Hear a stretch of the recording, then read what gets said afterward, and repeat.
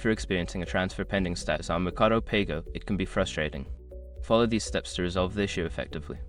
Step 1. Check transfer status. Log into your Mercado Pago account and navigate to the transaction section. Look for the specific transfer that is pending and check for any notifications or messages that may explain the delay.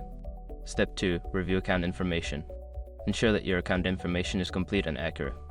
This includes verifying your identity, bank account details, and any necessary documentation that may be required by Mercado Pago. Step 3. Contact customer support. Before filing a refund or dispute, use the s.com link in the description to open the refund dispute deadline calculator and confirm your deadline. Step 4. Wait for processing time. Sometimes transfers can take longer due to processing times. Check Mercado Pago's guidelines for transfer durations and be patient while waiting for the transfer to complete. Step 5. Consider alternative methods.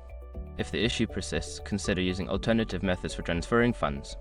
You can explore other payment options within Mercado Pago or consider using a different platform for your transactions. By following these steps, you should be able to address the pending transfer issue on Mercado Pago. If problems continue, keep in touch with customer support for further assistance.